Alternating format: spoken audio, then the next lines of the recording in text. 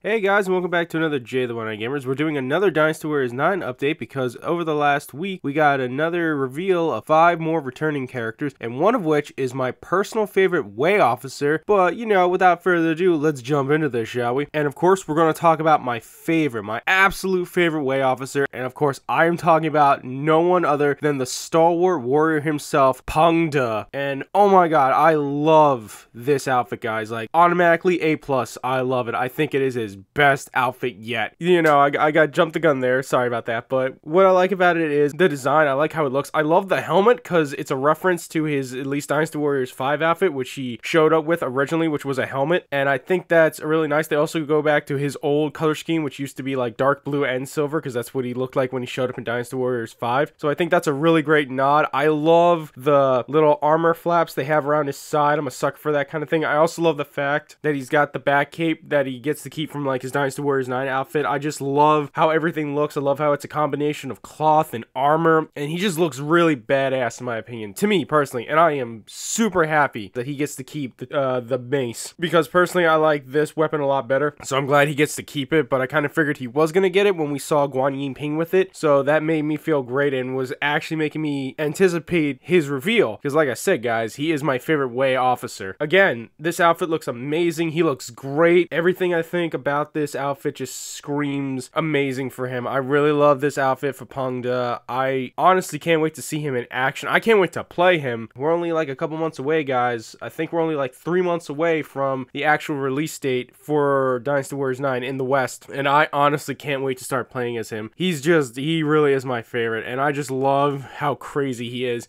A little history fact: when he was at Phong Castle, it was him, Sao Ren, and I think Man Chong were defending Phong Castle. When the flood attack happened, they were kicked out of the castle. It was Pang De and Yue Jin got captured by Guan Yu, because you know it's the famous tale of how Yue Jin pretty much like gets dishonored after that battle because he didn't die. But Pang De was captured next to him, and Guan Yu offered them a choice to either, you know, surrender and become captives or to die. Yue Jin, I believe, as you all know, not Eugene, my bad, Eugene, as we all know, decided to forsake his honor and choose to be a captive. But Pang De was like, nah, you're gonna kill me, because before this, he made a coffin and carried a coffin around and said that it was designed for Guan Yu. He was either going to put Guan Yu in the coffin or if it was going to be his coffin. And that just showed his loyalty and his extremeness to Wei, that he was either going to die killing Guan Yu or Guan Yu was going to fall to him. So essentially, when they're being talked to, Pang De, the crazy guy that he is just telling Guan Yu, it's like, bro, there's only 2 ways this is happening. You're either going to kill me or I'm going to kill you. There is no I'm getting captured. There is only death. And obviously Guan Yu didn't take to that, so he executed Pang De. It just shows how fanatical Pang De was to the Kingdom of Wei. All in all, I really do enjoy the outfit. Like I said, A+.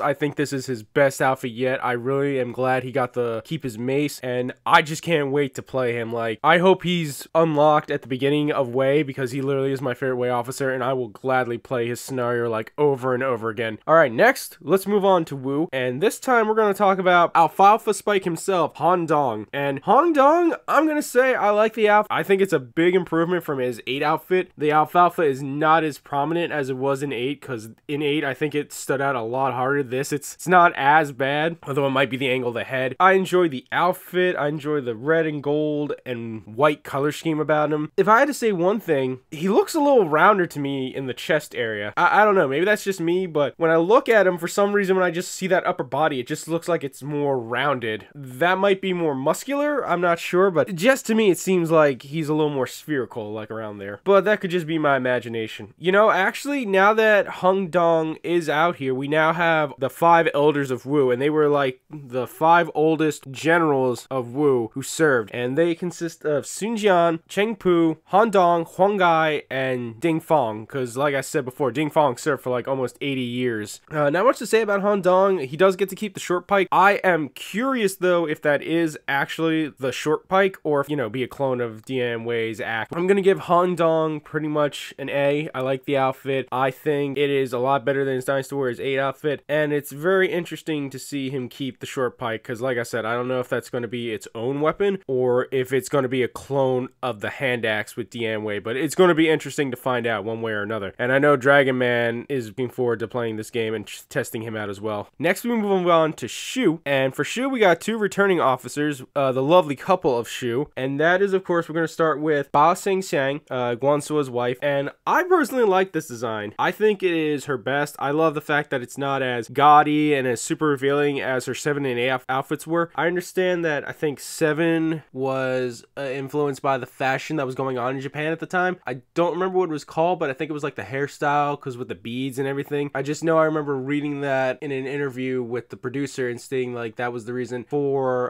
Ba Sing Xiang's design in Dynasty Warriors 7. I like it. I like that it's a lot more modest. I know some people are going to be upset that, you know, there's more leg to show off, but, you know, you can't please everyone with that. But I think we can all agree that the outfit's really nice. I personally think it looks great on her. I love the scarf she has. I love that the thing in the middle, I think, is the same accessory she had in her 7 outfit that went on the side of her hair. I could be wrong, but I think that's a nice nod to show back to previous outfits. What I'm really happy about, though, is the weapons she has, because she has the Mandarin hook blades, which were Lian Shi's weapon from Dynasty Warriors 8 Empires. That makes me hopeful that Lian Shi is going to retain those weapons like I wanted, because, like I said, I wanted her to have a more aggressive weapon set, not the crossbow, because obviously that's not coming back, but I wanted her to have something that wasn't like throwing daggers or the whip. I wanted her to have a more aggressive fight style to portray the kind of character they go with, as she being a bodyguard and someone who is willing to protect the people she loves. So I'm really looking forward to her reveal, and I can't wait to see if she gets the Mandarin hook blades. Back on Ba Sing Xiang, I'm going to give this an A. I really think it's a good outfit, and like I keep saying, the models for the females keep getting better as we reveal, so she just looks great. Like I said, A+, like her design, everything about it. I think this is her best look yet, and I just love how the outfit's a lot more modest and not as revealing as her previous outfits, and I know some people will like that as well. Let's move on to GuanSWA, and GuanSWA has never actually been my favorite Shu officer, but I have to say, I think my favorite design for him is his 7 outfit, where it was literally that green jumpsuit. I don't know why, I just liked it a lot better than his 8 outfit. This outfit, I'm gonna put it at a B+. It's not the best, I think. Personally, for me, I just can't get behind it. Dragon Man said he made him look like a hobo. I don't think I'd go that far, but I don't know how to feel about the outfit. I feel like if you took off the green top that's right there and you just have that little, because you can see there's like other shirt underneath it, I think that would do better than the over top he has on right now, but that's just my personal opinion. I'd like to say if it takes some design, I don't see any design from his 7 or 8 outfits. I would have to say this though, there was some reference. I think it would be his special outfit from Dynasty Warriors 7 Extreme Legends. That kind of looks kind of similar with the color scheme also, but I don't know. I really can't see that much inspiration pulled from his other outfits. He does go back to his nunchucks, which we all kind of figured was going to happen since Ling Tong went back to his nunchucks as well. And personally, I think the nunchucks were GuanSWA's best weapons, and I'm really glad he doesn't have those sabatons, because those sabatons, if you liked it, that was nice, but I personally hated the sabatons. I thought they were the worst weapons in Dynasty Warriors 8 Empires. Like, I couldn't use them. They were just unbearable to use. But all in all, GuanSWA, I'm gonna give it a B. Not the best, not the worst. Like I said, 7 is still my favorite design for him, but like I said, if you took off the green top and you had what looks like that other shirt, I think it'd be a lot better, but I could be wrong. And last but not least, we're going to talk about the lovely and caring wife herself of the Jin Kingdom, who is also feared by her family, and of course, we're talking about Jang Geun, and she just looks amazing. Again, like with Ba Sing Xiang and all the other females, they just keep getting better. She looks a lot like Sima Zhao now, and I know that's what the, he wanted Shi to look more like Sima Yi, and he wanted Sima Zhao to look more like Jang Geun, and I think this is the best version of it. Like, when I first saw that, I literally was like, God damn, Jang Geun, this is like the most you've ever shared with Zhao in like resemblance, like the hair color, the face structure a little. I think this is a really good design. I love the outfit. I love the gold, the light blue, the dark blue, a little of the purple. I think it's just a great motif. I love her boots. I think they look awesome. I like the weapon. I really think giving her the snake sword is a really good idea. I thought she would either get the whip, but since we saw that that's already been used up, I'm really happy to see that she has this weapon. I think it's a good fit for her, especially how it looks. It's all slim and narrow, and it looks like it would do a lot of damage. I think it fits her personality pretty well too, considering she is feared by her own family members. I can't wait to see that interaction. Literally, what I loved about Jang Geun in Dynasty Warriors 8 was how when she showed up, Sima Yi before this, he was always like that maniacal, crazy guy who gave these grandiose speeches, but when Jang Geun showed up, she literally put him back in his place. I remember the one cutscene in Dynasty Warriors 8 when he hands over control of the clan to Sher, when he's about to give this like epic speech to his sons, and she just clicks her heel and it instantly stops him, and then she just says, you know, my dear, you know, that's about enough, we should leave. And he just like closed his eyes, nodded, and they just walked off. I was like, damn, she just like straight up told Sima Yi like, yo, be quiet, let them do it, they're old enough, and let's go. That's what I liked about Jang Geun. That's what I like when they add female characters too, because it gives it a different dynamic. And that's why I think hopefully if they do an Extreme Legends and Empires, well, more Extreme Legends, that they give us a couple more characters, and if some of them are females who, you know, are important to the Lord characters, because those are interesting dynamics, I personally think. But to get back onto her design I think looks amazing. Her face looks amazing. Everything looks great. All in all, A+.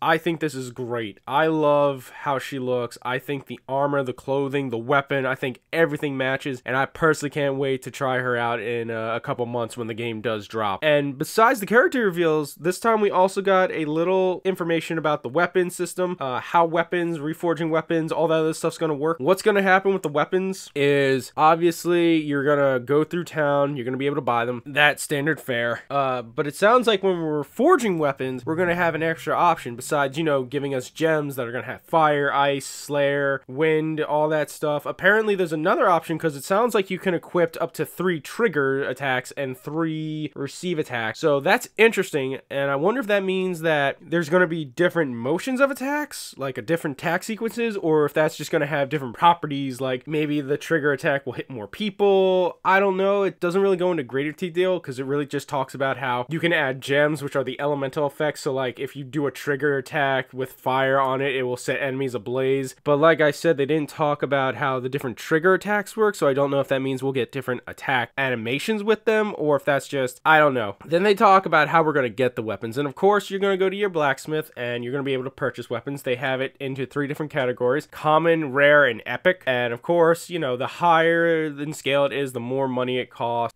They also talked about how you can get those like special weapons, like, you know, almost level 7 weapons, I believe they were in Dynasty Warriors 8. Obviously you're either going to have to trade in some coins you find in the world apparently to a coin merchant, or you're going to have to get scrolls and collect materials so you can make the weapons yourselves. And it sounds like the ways you can do that is you can either, you know, go to the coin collector and find some scrolls that way, or you can go out into the field and find these scrolls, which means, you know, hopefully there's not an achievement in there like there was in the previous games telling you to get all of the characters, like, you know, ultimate weapons, because if so, in an open world environment, you know, God bless the guy who's going to make a guide showing you where all the scrolls are, and let's pray to God that they're not randomized, because that will just be hellacious to try and get all of them. And then they show you the difference between the common versions of the characters' weapons and the rare weapons. And as you can see with Cao Cao's, his is more, you know, generic looking. It's not that impressive with just the common sword. But then when you get like to the rarer version, it's his version of the sword, you know, his general sword. It looks better, and it's also got different stats. It's got higher attack, higher defense, probably more slots and all that. So that's very interesting. And then of course we see other favorite weapons from the characters. We see Sun Jian's weapon, his 9-ring blade, which I'm pretty sure is going to be a Dao, or not a Dao, it's going to be like Jahadun's weapon. Then we also see Liu Bei's version of the twin swords, which, you know, is iconic at this point, which means probably every officer is going to have an iconic version of their weapon that you can forge. And then the last part they talk about is the favorite weapon system. And the favorite weapon system sounds like it's not the EX system, because it doesn't sound like we're going to get EX attacks, but it's more along the lines of in like 8, when you had certain weapon types, like if you had a character that was good with Shadow Sprint, like any Shadow Sprint weapon he had like proficiency in. This, it sounds more like it's the weapon itself. So they give an example that Zhang He say, if he doesn't have his throwing daggers on, but you give him the chakrams, he won't be able to do as much with the chakrams. Like, they'll just be regular throws. They won't have any special benefits because they're not his favorite weapon. Whereas if you give it to Wang Yi, who it is her favorite weapon, they state that she'll be able to do more attacks with it, and apparently her special ability is she'll be able to do more consecutive attacks with the chakrams because they are her favorite weapons. And then they go on to show another example of the mace being used by Lu Bu, in which he just flails it around because it's not his favorite weapon, so he's just using like basic attack patterns with it. Whereas if you use Guan Yingping, it shows that she knocked the characters up in the air and then gets a free slash down to the ground. So again, this is an interesting system, I think, in theory, and it makes you realize, you know, if you do want to play with other weapons, you can, but if you really want to play with your favorite weapons, which they're saying gives you a lot more options in combat, I think that's going to make the battles a little more interesting. It's going to make you think a little harder about what weapons you want to bring and how you want your weapon to be set up, and I can't wait to see it implemented. That's going to be it for me, guys. We technically don't have that much longer to go. We only have 10 more officers to reveal, so I'm going to make a prediction. I'm going to say they're going to cut it into 2 more reveals. I'm going to say the next reveal will probably come in like mid-December and we'll get 5 more characters, and then the last reveal will probably be in January where we'll get the last 5 characters, because we're really narrowing this down. There's only like, I think, almost 2 more months away until Dynasty Warriors 9 releases. Yeah, that's going to be it for me, guys. Thank you for watching. As always, please, if you want to leave a comment, leave me a comment. I'm always trying to get back to you guys as fast as I can. If you don't want to leave me a comment in the comment section, please feel free to hit up my Twitter. Link will be in the description. I do try to get back to you guys as fast as I can. Share these videos around. It really helps out the channel. If you're new to the channel, please feel like subscribing. If you don't, that's fine. But if you want to know when the videos are going up, please click that bell button. It lets you know when my videos are going to go up, so you don't have to guess about that. And if you like these videos, please feel free to leave a thumbs up. It really helps out the video and it helps out the channel. And yeah, guys, I want to thank you from the bottom of my heart for watching these videos. We're getting down to the last of us for Dynasty Warriors 9 reveals, and I know we're all looking forward to this one way or another, how Dynasty Warriors 9 is going to play, because hopefully we're also going to get some gameplay soon, which will be really nice to see. But I'm rambling and I apologize for that. So as always, guys, I want you all to have a great day, and remember, let's rock.